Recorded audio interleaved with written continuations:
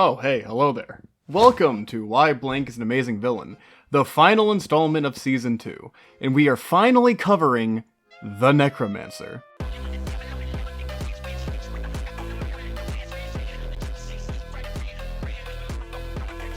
Otherwise known as the coolest boss in literally all of Castle Crashers. Now, we're going to be ranking a bit differently for the Necromancer, as our usual rankings of backstory, connection to hero, and presence would, leave our boy here in the dust. So we're adding the boss fight, gameplay, and design to cover some more ground on him. But you see, there's a problem.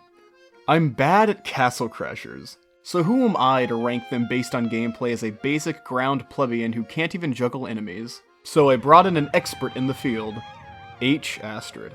Hi, how's it going? Anyway, with that out of the way, let's get this video started. The Necromancer is one of the greatest bosses in any given behemoth game. I'd even go as far as to say he's one of the best in gaming as a whole. Walking into a boss room and seeing a foe that's of the same build as you is amazing. Similar fights like Metal Gear Rising's Jetstream Sam, Ocarina of Time Starklink, and Elden Ring's Millennia give that familiar feeling you get from Necromancer. However, the pre-boss waves can be an absolute travesty, the first wave consisting of these gamers. This combination isn't actually that bad, with a really easy mix of different weight classes. The real trouble comes in the second volley, consisting of these guys, and of course the three beefies, being a bear, a barbarian, and the brute. Not only is this wave an absolute pain because of the sheer amount of assailants, but throwing even a single beefy into this fight takes it from a high effort juggle fest and turns it into a game of gambling whether or not you're going to get force choked out of the air because one of the beefies took damage. And no, that's not a misconstruction of my words. You don't even have to be the one to hit the beefy, and they decide that you don't get to fly anymore. Anyway, look at this funny thing you can do when you eat a sandwich. The Necromancer himself doesn't even have increased health from normal to insane mode. He has a really clean 4000 HP and 1000 more per player that you have in the lobby. Such a small health bar really isn't an issue, but I suppose if you're having trouble fighting him, you can always just use the light juggle on him when he's falling to the ground and it just works, I guess. Interestingly enough, he actually has a chance to crit you, as he not only internally wields the evil sword, but also the Skeletor mace and the Black Morningstar. If you don't remember, or you don't care about this game nearly as much as I do, the Black Morningstar has the critical hit modifier, but I digress. Anyway, let's give the Necromancer a 9 out of 10, because he really just is that guy. Let's talk about the gameplay now.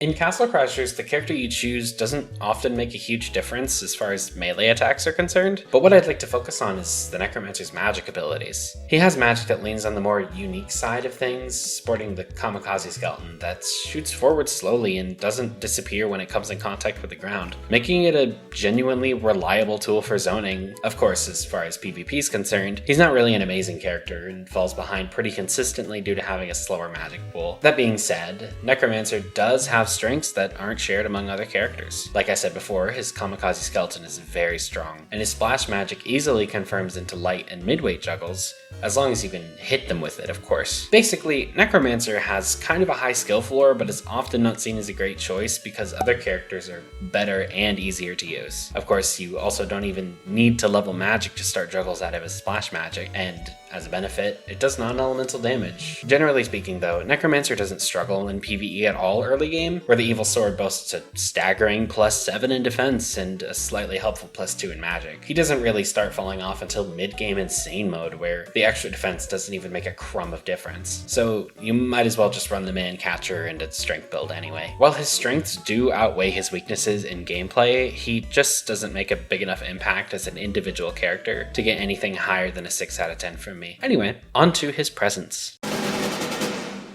So the Necromancer is the second most present enemy in the game, besides the evil wizard who has one more appearance than the Necromancer. Not only that, but I'm like halfway convinced he just works for the evil wizard out of like actual pure boredom. Cause they constantly just appear to fuck with you and drop a bunch of skeletons, while the evil wizard just sits there like some passenger princess who was dragged along. Also, I've been thinking about it, and it makes no sense that they do that. The Necromancer and Wizard both fly, and they don't need to get the boat pieces like the players. So why don't they just fly straight to the castle and prepare for the Castle Crashers? Is it because of the princesses? because they clearly only care about the clown princess. Which I think leads to only one conclusion. The Necromancer is just an actual troll, who genuinely just enjoys your suffering. Anyway, I think the Necromancer in general has a higher presence than the Evil Wizard, because they not only actively troll you constantly, but they're also the one that brings back the Cyclops and the Groom, making them responsible for one of the final 4 bosses in the game single-handedly. And finally, on the topic of presence, they're just like a badass. Like in their fight, they just launch 2 waves of enemies at you, and then decide, fuck it, we ball, and throw hands with you themselves. Come up here, I'll beat the when he clearly has more bodies that he could just keep throwing at you. Anyway, I rank the Necromancer's presence an 8.5 out of 10. He simply is cool and likes to fuck with you. Time for design. The Necromancer's design can be described as baby's first edgelord. Dark armor, red eyes, evil wings, roughed up armor. I already find myself having dyed hair and bangs. Jokes aside, I honestly love the Necromancer's design. They're the only other real boss that's built like the player characters, honestly adding a level of interest in them as a character. I don't know if it's just me, but as a kid playing this game, I wanted to know so bad Necromancer lore. Specifically, I wanted to know if they used to be a Castle Crasher or something. Now, that's me talking about their design as an enemy, but believe it or not, there actually is a difference in their design as a playable character that you can only see when you eat a big ol' sandwich. Now take a peek at this. You see it? Do you see what I see? They literally copy-pasted the Necromancer's head on the beefy cone head, which I think is goofy as hell. I mean, look, that's clearly not the same chess piece. Actually an unplayable game. Fuck this video. For real though, besides the goofy-ass, beefy Necromancer, I think the Necromancer's design is really good. I'd give it a solid 8 out of 10, because as cool as it is, it's also undeniably basic in a lot of its regards.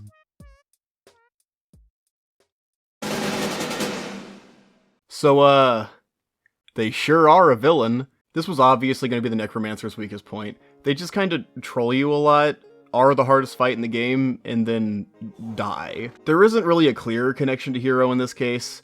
They just are opposing the players for the sake of opposing them. So, I don't really know. I'd give them, like, a 4 out of 10. The only reason it isn't lower is because it isn't, like, a connection that makes the character worse. But don't worry. This next category is clearly going to carry the Necromancer in terms of points.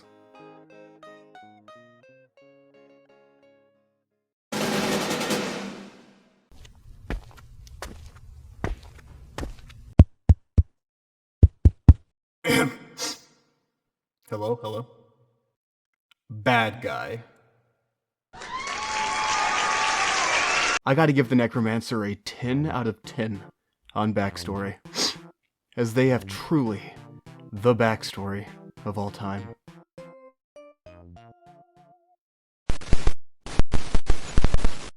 Also, a very quick and scuffed announcement, we are going to be hosting a Castle Crashers Arena tournament. There will be more information on that in the Discord link in the description below. For real though, thank you for watching the video, and big thanks to HAstrid for helping out so much with it. If you enjoyed this video, we have a lot more and plan to do a lot more, so you should subscribe. On the topic of Castle Crashers, we're currently doing an insane mode run on Twitch, so you might want to check us out there. But with that, it's been an honor, and I will see you in the next one. Peace.